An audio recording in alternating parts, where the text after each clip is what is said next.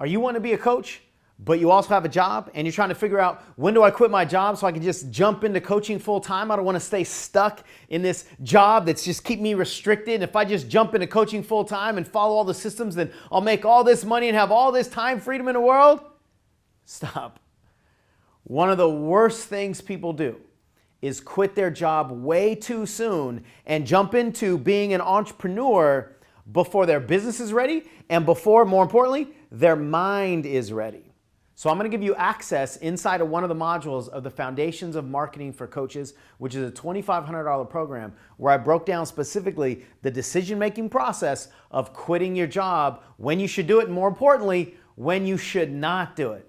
Enjoy this piece. So if you catch yourself going, I just want somebody to tell me what to do, or you notice you don't do the activities unless you're given an assignment in this program or in another program, then that tells me you don't have the entrepreneurial drive yet. You have it in there, I think, but it's not turned on yet. It's not what's driving you because you're needing the external input, and that has to change.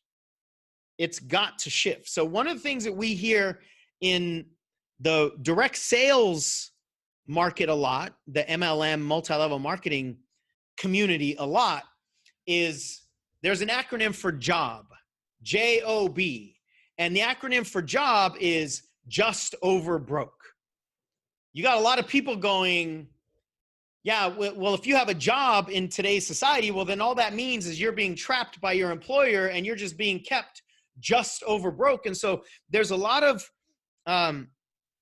there's a lot of brain, I'm going to say, I don't want to say brainwashing, like people are intentionally trying to, I don't like the connotation of brainwashing, but there's a lot of programming in the entrepreneurial space, especially in direct sales and in coaching, because they're very similar markets from a mindset perspective, that you just got to get out of your JOB, or if you do have a job that you're somehow less than, right? Like I'm going all in for my freedom and I don't want to be kept just over broke. Well, let me tell you the reality, you guys. Just over broke is better than all the way broke. And so one of the things that we have to do is get away from these not just vague ideas and kind of demonizing what having a job actually means, but also not jumping too fast. If you think that the way to become wealthy is to get rid of your job, but you don't have an entrepreneurial mindset, that is not the way to become wealthy. That is the way to drown. So what's actually operating here and what do we have to focus on? We have to focus on this mindset.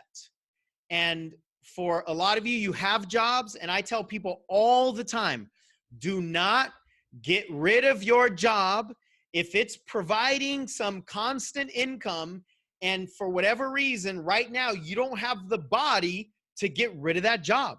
Some people don't have the same risk tolerance, especially financial risk. And if there's financial pressure, it's tough to create.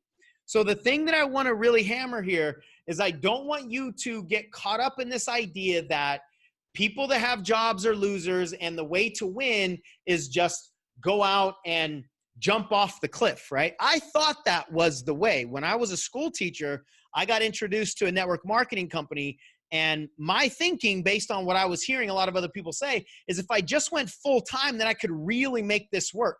I didn't do the math though. See, I was working my business about 6 hours a week or so, and this is how much money I was making. I was making $0. And I was a math teacher. I actually enjoy math. I was a math teacher, but I didn't do the mathematical calculation, and I didn't multiply 6 or my whatever I was going to do. Like I wanted to quit my job so I could work 40 hours a week. What I didn't do is multiply 40 by 0, because it still gives you 0. My employee thinking at the time, just not understanding what I was getting into, was that if I just had the time and the freedom to do the things that I see all these other people doing, then I could be successful. But the problem was I didn't learn how to be successful here first.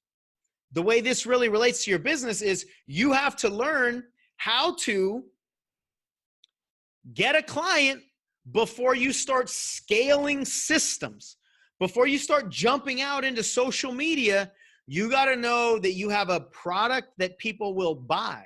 Otherwise, you're just going to spend a whole lot of money trying to scale nothing. Just like 40 times 0 is nothing, scaling nothing is nothing also. And scaling losing money is actually more of a loss. So if you are losing money at the core, like when you're really starting out in your business or a certain new product at the beginning of a journey, like I was saying earlier, if you haven't gotten to the point where you know how this can be a positive financially, and then you go scale it, that's actually the worst thing to do. Because you know what's worse than scaling 0 is scaling a negative, because the negative doesn't go away. The numbers get bigger, but the negative actually remains. That's why we got to focus on the specific core fundamental thing first. And it's in this context, it's the mindset. You got to play the entrepreneurial game with an entrepreneurial mind. If you don't adopt the entrepreneur's mind, you will always fail at the entrepreneur's game. So what I'm trying to give you is ways to tell by focusing on what thoughts are coming into your head and what feelings are coming up in your body. That is it's just simply a sign that right now the employee mind is operating. That's it.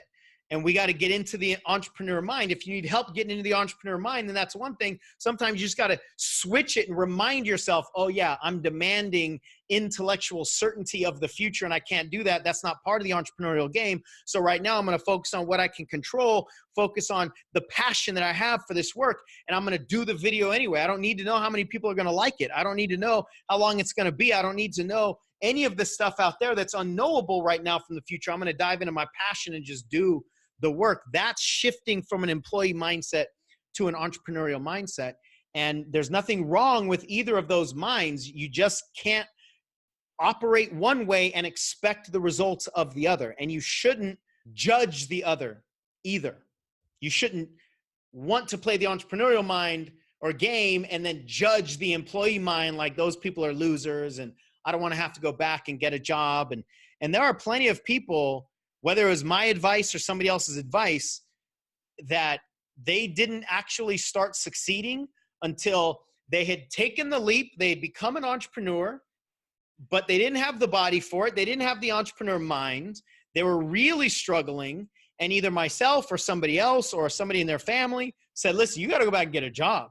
And it feels like a big step back, man. That is an ego drop for a lot of people. It feels like a step back, but what happened is we reclaimed one of the ingredients. And a lot of times it's just simply financial security.